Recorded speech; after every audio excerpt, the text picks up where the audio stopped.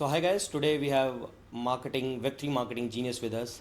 He has proven his record by working for an exclusive town-based project. With his frugal marketing approaches and how he implemented that approach in Web3 marketing, let's try to know him. Let's try to know Andrey. Well, first of all, thank you for calling me genius. I don't fully agree with that, but thanks again. Because there are very few people in Web3 marketing space who comes from a Web2 marketing background and are able to pull off that strategies which they planned in Web2 and they are trying to implement that into Web3 space to optimize the marketing efforts, marketing cost and all. So that's why the strategies which you bring to the Web3 space, Yeah. Okay, so first of all, my name is Andrey. I'm Chief Marketing Officer at StoneFi. StoneFi is the largest DEX on Ton blockchain. So DEX stands for Decentralized Exchange.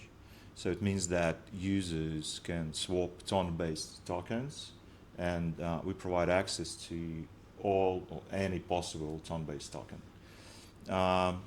So yeah, you started talking about like bringing Web2 experience to Web3. Actually, I started marketing crypto and blockchain projects, I think that 7 or 8 years ago. So, it was like a journey. But yeah, you're right that initially, of course, like all of us, we started from Web2, so, social media, all the traditional advertising and so on. Actually, I even worked for, in traditional advertising industry. So, I mean, offline advertising like billboards, videos, and so on. So yeah, that's how we, I would say, bring or enrich our experience. So we take it from these industries and then we bring it to new industries like crypto, kind of from and so on. offline to online and then online to on-chain. Then to, yes, online to digital and then to on-chain stuff. That's correct. That's the most difficult part for a marketer, because when you do on-chain campaigns, it's really hard to strategize them, hard to execute them, and the tracking part is there, because there are very few niche people who are ready to interact with these sort of products which you are trying to promote. So what was the major problems and the issues which you faced in your early stage while working at StoneFi, and how you you got the idea, how this is how we can sort this? Okay, so if you are asking about promotion, I would say that yes, of course, we are working in this industry, and I would say that Web2 guys, they don't like us very much. Meaning that when we want to promote our products on traditional social media, let's say, they don't like that, right? Sometimes you can do that, but you need to have licenses and so on. But it doesn't work for all the companies. So, but still, they have traffic, they have people. It means that we need to use them. I mean, to use these they platforms. have that sort of audience They which have can audience. be They have audience. So one of the approaches that we use is that we create educational materials because we want to onboard people to crypto, and we also need to educate these people. So we create educational materials like guides, some quizzes and so on, and we can promote them. But after that, kind of we so can you are direct them creating to a us. bridge from Yes, to that's correct. Web2 world, so that That's you are creating a content which can be easily pushed to the Web2 world, and from there the activation starts, and then using that bridge you bring those people to your products. Yes, that's correct. And also, what sort of content is that, like quiz, what sort of quiz is it, like it's related to crypto or finance, or what sort of content? it is related to crypto, but these are purely educational materials. So let's say you want to know more about different types of exchanges, centralized exchanges, decentralized exchanges, and so on. Or you want to know what a crypto token is, and so on. So you can create articles. You can choose create based on the websites. keywords. That's right. That's correct. So which then are you can promote that. But also, since we are working in the Ton ecosystem, the beauty of it is that when we say Ton, we mean Telegram. When we say Telegram, we mean Ton, right?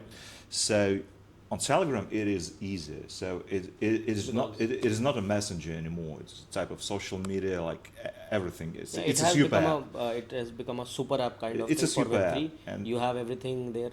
and the thing is that they have promotional capabilities. So there is Telegram ads first. Yes, You yes. can actually advertise there. And second, which is very good for onboarding new users, there are mini apps, which means that we can promote right inside Telegram, and we can send these users to mini apps, mini applications. So users do not leave their favorite messenger. Everything is done over there. And in this case, we are not targeting crypto native users, I would say. We are mostly targeting Telegram users, but we want to onboard them to crypto. So that's the beauty of the whole ecosystem and the approach. Like you mentioned about like there are various tools which Telegram provide, like Telegram ads, mini apps, and all. Yeah. So this is more like important for a Web3 marketer to understand how you can use the current ecosystem which Telegram provides to get more users, because Telegram has already acquired like too many users. It has a great pool of users. Yeah. You just need to pull the like attract the right audience for your apps or like products. So how you do it, like how, and what sort of tools you use it, like Telegram ads you mentioned, any other tool, like what sort of mini app you plan. Okay, we can bring down to this mini app, because see, like for a DEX, you can't push users to use DEX on daily basis. That's right. So you need to create some sort of awareness or games, or like you need to do some gamification, and also Yeah. what are those strategies? Okay, so in terms of promotion, again, these are mostly Telegram ads, but of course there are some other capabilities. So we can partner with some other channels or media that are present on Telegram, and they can write about us sometimes, so they can send us some users. And also, when we do that, then there is like the question, where do we onboard these users? Where do we land them? So there are multiple options. The first one is using your bots. So you can use just like a text bot, you need like a chat bot or something like that. So Okay. not so fancy, just text and buttons. But you can send your users to this bot. Over there, you can provide them with some additional materials, or we also have interactive experiences like, let's say, onboarding. So a user goes to this bot, then we say, okay, now you can learn more about crypto. Then you can try it. So you can go to this application, you can connect your wallet. Oh, you don't know how to create a wallet, you don't have it. Okay, so you have a guideline. So there is the guide, so you can go create your wallet, then you connect it. We provide all the guidelines. Then, okay, maybe it's time to make your first swap. Just be very careful, use a small amount of money, but make a swap. So now you know how to do that. So you And create it's very interactive. You create the full journey for That's the user, correct. like step by That's step, and correct. you keep it separate. So like whenever any other flow is needed, you plug that. Okay, so this user needs to do swap, or this user knows about wallets, but he don't have a decentralized wallet. He knows about Yes. centralized. So you have chunks of these plug and play systems. Yep. And you use bots for like Telegram bots for like interacting with these users, and you then from there you divert them. Yeah, but this is the first option. It's the most obvious one. But also, so we have our own mini apps. So a mini app, if you don't know, is it works like a bot, but it looks like a website. Yeah, full So web it's app. like, or an application, yes, but it is a Ton native application. So it exists inside Telegram. Users don't need to leave Telegram, Telegram. to use that. So we have our own applications, and there are actually so many of them on Telegram, and there are games, there are different exchanges, launch pads, Everything like like, different For types. mini apps, Town has like too many options. Like I think Team Epic Web3 has also launched their Telegram ads portal like recently. They for Telegram targeting. Yeah. Like, instead of like the usual Telegram ads, which official Yeah. Telegram ads, you can use their options also. Like they also have some sort of custom targeting options Yeah. in their app. So Telegram mini app, like you are getting most of the traffic from Telegram mini apps, bots. Okay. including Yeah, like this including is the that. whole kind of chunk from you are getting the users right now. Yes.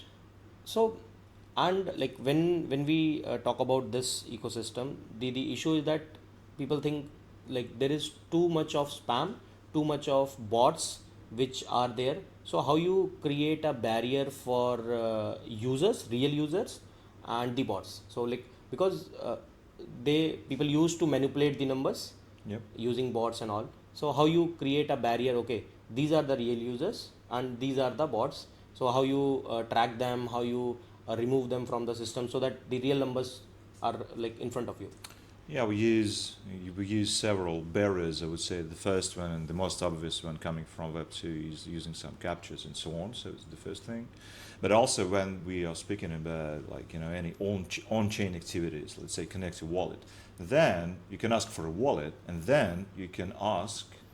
So the basic option is just send me the address, Address. but the is the first option actually. The second option is now please connect your wallet, and when you connect your wallet, you need to actually confirm it in your wallet application. You need to sign that. So yeah, you need to sign that. So I think that most bots can't do that, Yes. right? So that's how we know that this is a real user. Of course, it happens that there are users that have multiple accounts and so on, but well, okay, they do. We know that. Yeah, so we discussed about Web3 marketing and all. So let's try to understand StoneFi. Like there are too many DEX, there are too many centralized exchange Yeah. also. So how you are different, what sort of features you have, what sort of unique approaches or like benefits you provide for Town ecosystem, the users on Town, and as compared to other decentralized exchanges which are there. Okay, I would say that there are two sides over here. The first one is when we're speaking about consumer-facing applications. So we provide the best, I believe, the best user experience. So we need to have the best application, and if we do that, then users will use our application, and actually that's what we see according to our numbers, meaning that we are the leading DEX. So I think that we do a good job.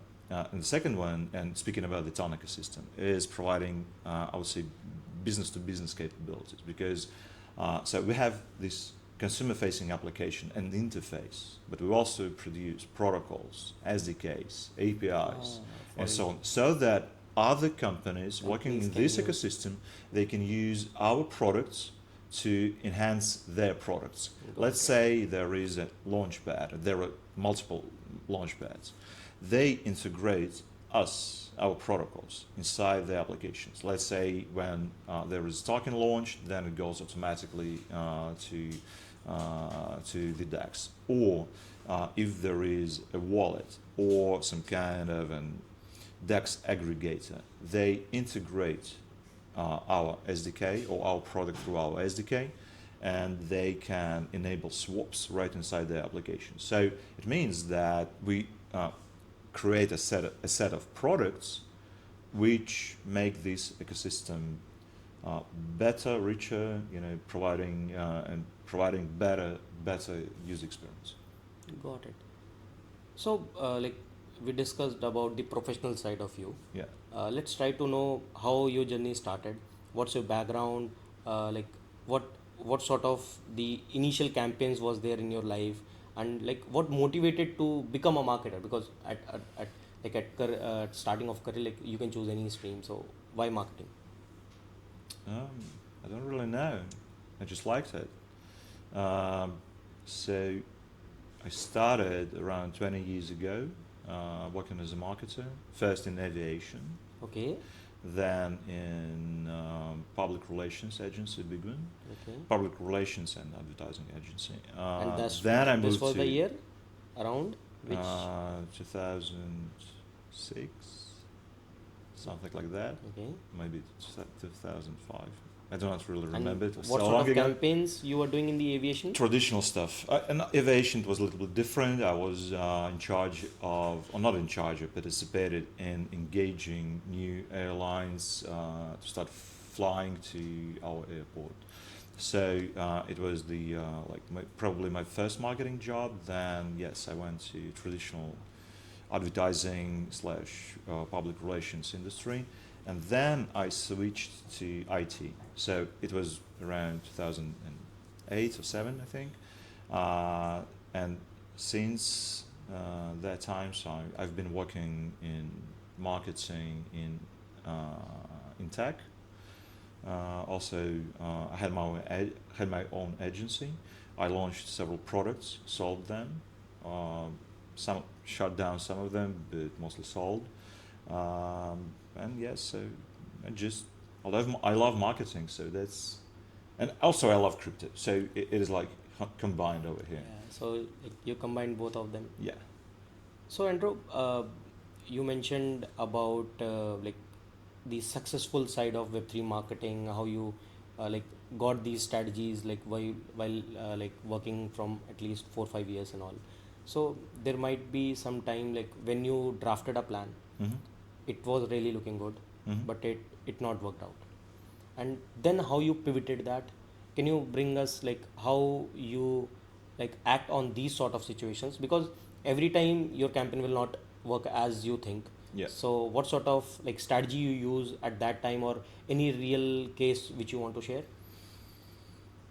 I I can't remember a real case right now, but I think that my main point over here is that it is impossible to make any mistakes when we do these things. Okay, we have a plan. Of course, we want to execute according to the plan, and actually we do that. But sometimes the result is not what we were expecting, right? It is something different. But again, it's not a mistake. It's just new information for us. It's education. So you work on feedbacks. Yes, and then you can improve in the future. So I never consider these to be mistakes. It is our experience. Okay, now we are smarter, meaning that in the future we will do some things differently. Cool. So I think for this, the value proposition toolkit which you offer Yeah. and your product which is there in the market, let's discuss about that, because Yeah. I think that will be a more strategic approach to plan the campaigns. And when you use these sort of approach, the chances of being like getting mistakes and all, getting failures and all gets decreased. So Yeah. what is that value proposition toolkit, value proposition approach which you brings to Web3 marketing? Well, first of all, it just helps marketers work. So actually, this tool, which I created, it helps us launch new campaigns, write landing pages, write ads, press releases, lots of stuff. Of course, now probably it can't substitute a human. Okay, not a problem, but it helps a lot, meaning that I use it daily, because now I can, let's say, write a copy for a landing page, and it takes maybe a couple of hours, a few iterations. Yeah, okay, because the first version you have it in Yeah, 5 minutes. moderation is always in 5 there. minutes. Yeah. But then, okay, so a few iterations, and then you have it, let's say, in a couple of hours. Before that, I think it's safe to say that it could take a week.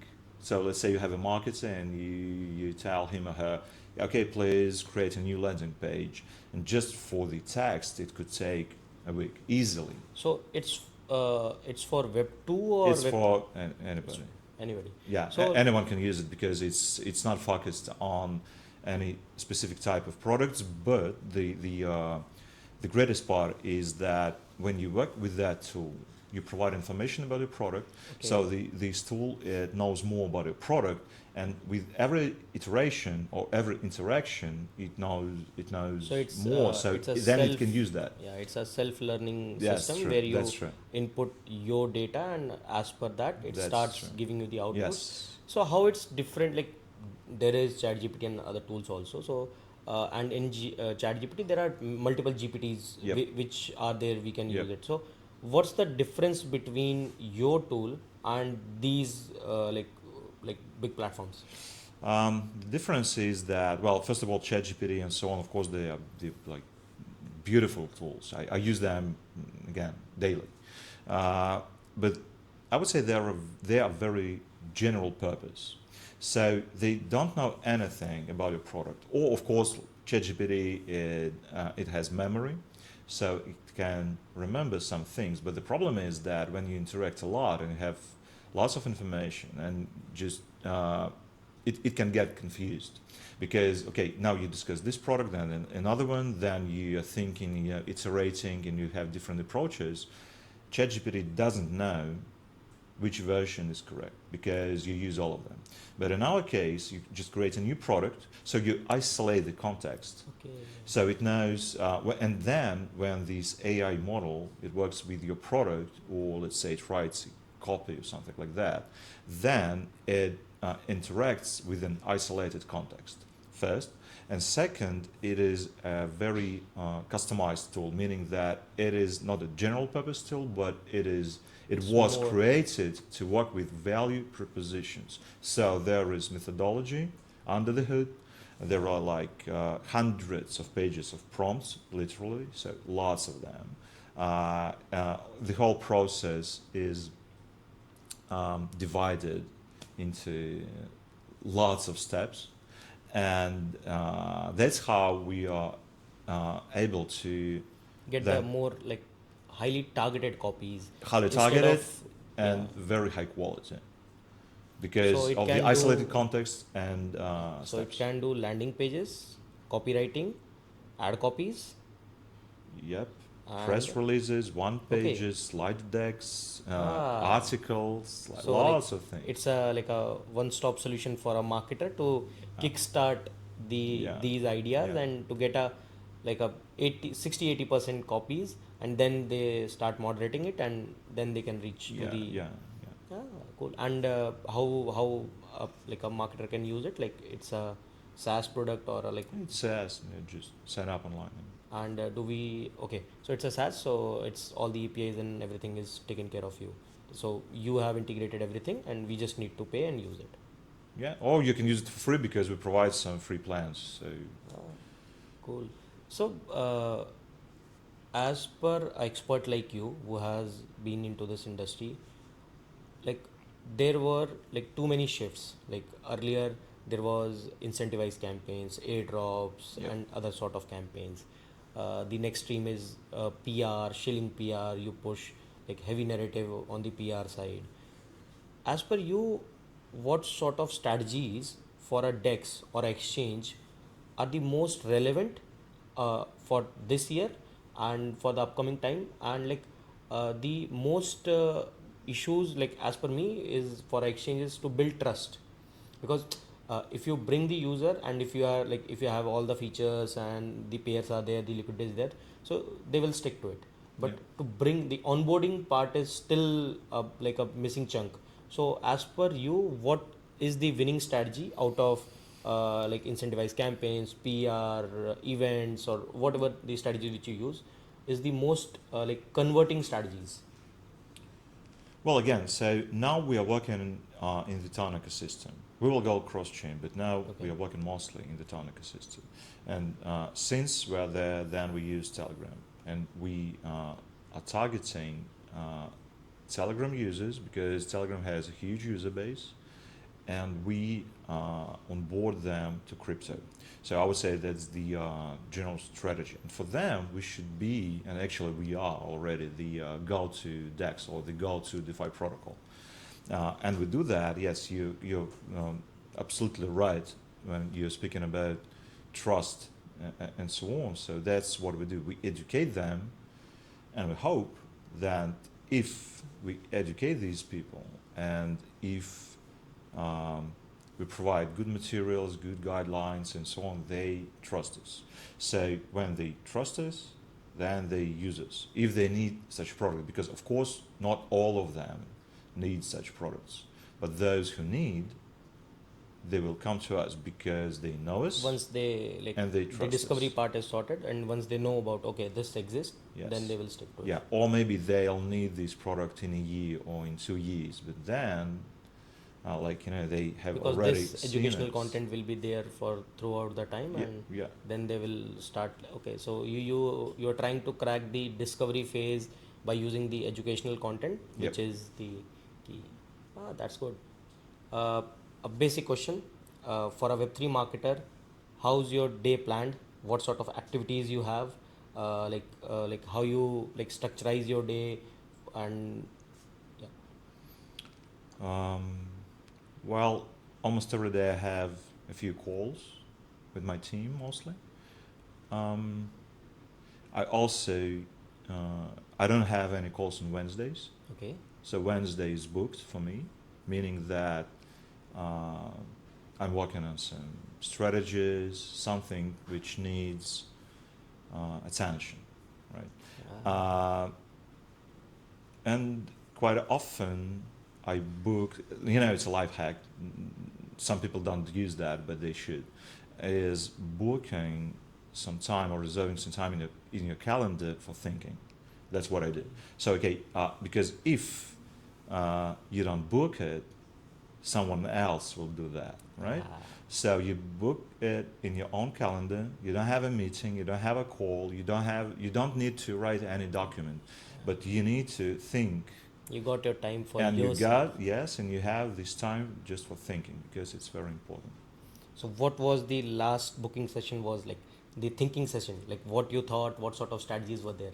I don't remember. It's lots of stuff. Just we have these campaigns.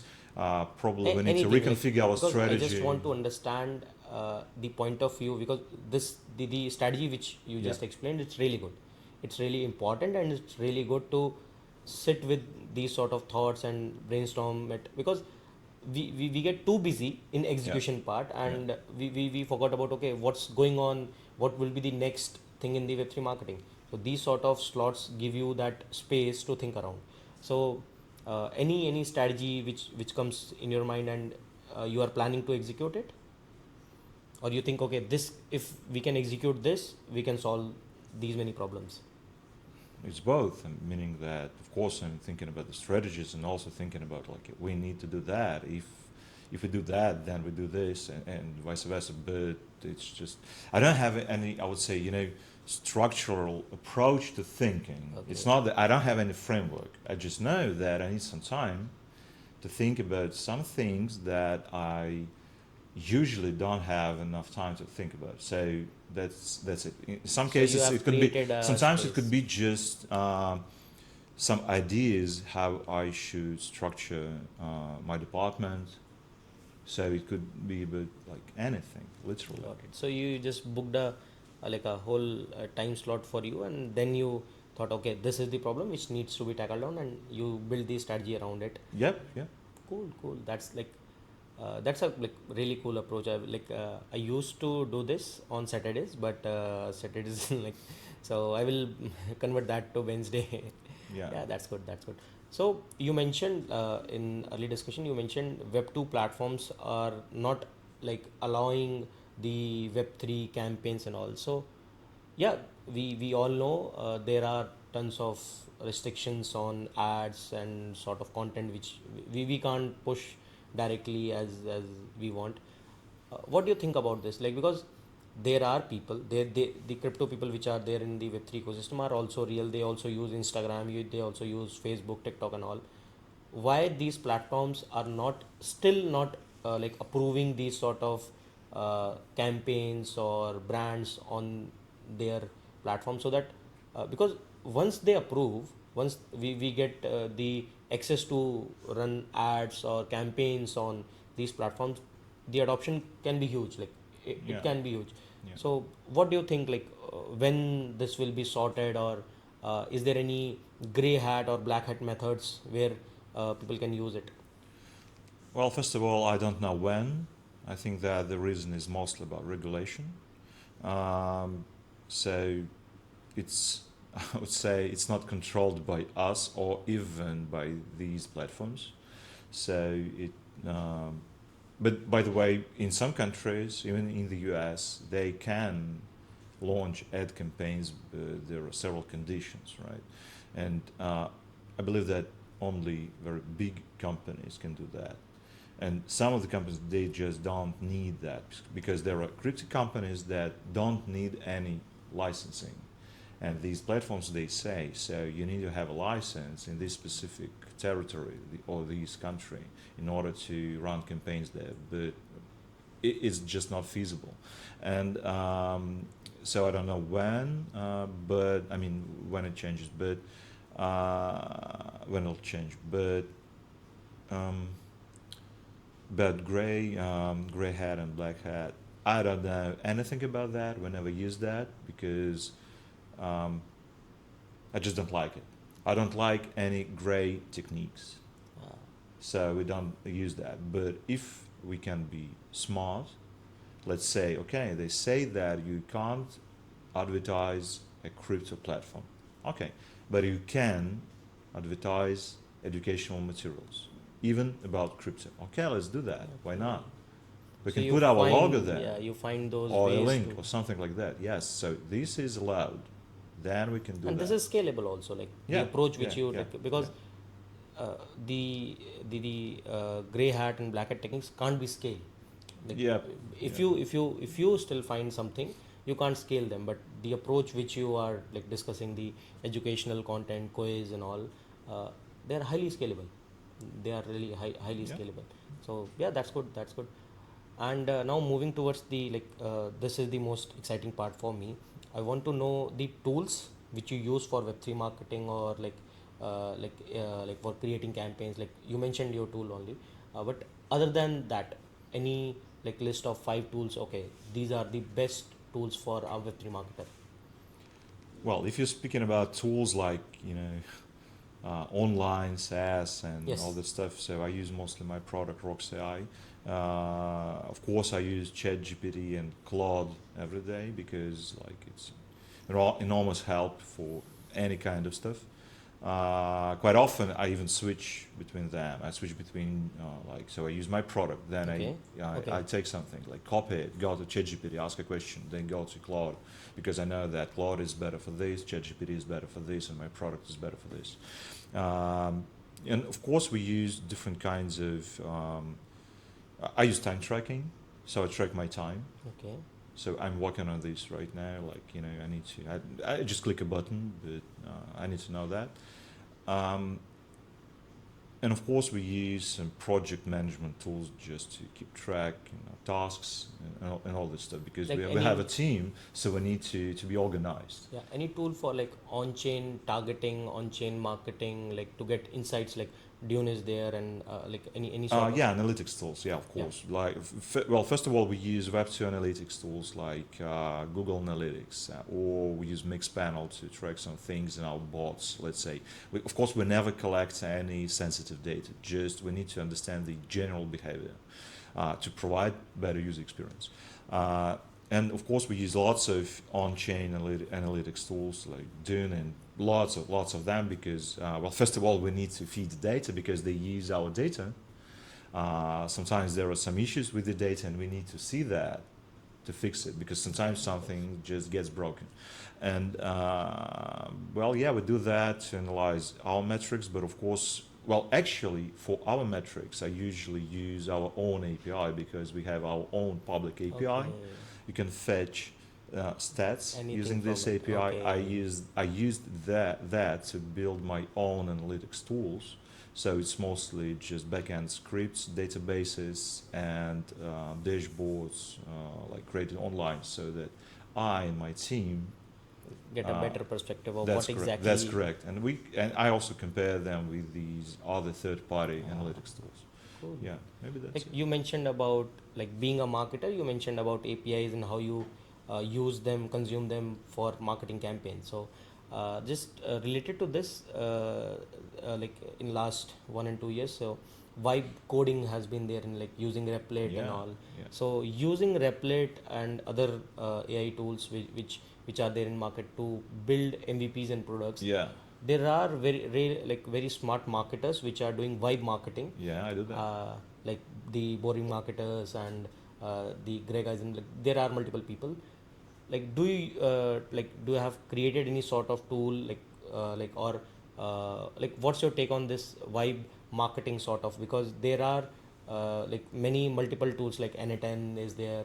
There are multiple automation tools are there. So any plans to, or any like ideas which you have, okay, how I can build this? So do you use any of these sort of tools? Yeah, of course. So I use Cursor, let's say. So it's code because I write code myself, but actually it's not me who's writing code. I can, but it's much easier and faster to use Cursor, right? Because then it writes the code. Then you can create prototypes like mock-ups and so on. So you can hire a designer, of course, and we work with designers. But then, or you can use some AI tool to build the like raw mock-up. And then you can even code it using a tool like V0 or Cursor, something like that, just like it. Okay, so I have this mock-up in Figma, please create an application. You can use V0 for that. And now it means that marketers and product managers, they can create these basic or even not so basic prototypes, and they can test it. So even before building the product, they can just test the idea, which is very good. And yes, and about vibe marketing, by the way, is probably the first time when I'm hearing this term. I know vibe coding, but I understand what I mean. And yeah, so it's a great thing, and I think that when we use these AI tools, it's actually that's vibe marketing. So sometimes you can strategize using these tools. You can, okay, please suggest a couple of campaign ideas that I can use to promote this product and so on. But the thing is that, and the thing that we should remember is that when we want to create something very maybe not simple but understandable, then you can use AI tools. But when you want to or need to strategize, they can help, but we still need to use our brain. Just because quite often they do not create these tools, they do not create new knowledge. We are creating new knowledge, then they work on some sort of data tools. Parameters and data insights. Yeah. This is the human approach, like the human brain, which with its creativity, like okay, Yes. this problem can be solved like this. Yes. Because like the basic problem which you mentioned in the early discussion, like Web2 platforms don't allow ads, so you got an approach through the another channel, like you started creating educational content, and that got the CPMs lower, and you start getting onboarding from there. So Yeah. ChatGPT and AI tools can't give you that approach.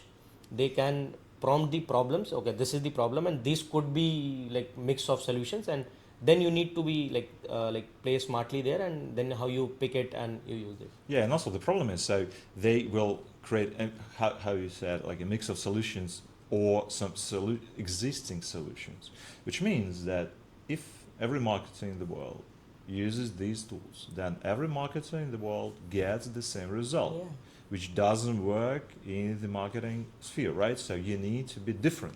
Yes. Because differentiation is the key. So you can use that. It'll help you. Starting point can be same for... You need to think like, yourself. Starting point can be same for everyone, but it's how you execute the campaign. That's true. How you time that campaign. Because like let's suppose token is, like we are in the token week, and if you plan something around token, it automatically gets into the brain for Web3 people and all. So it's the timing is important, how you execute everything. Yeah, that's good. So the last question will be to know 2 short-term goals for Andrey and 1 long-term goal. Short-term, I mean like 3 or 6 months.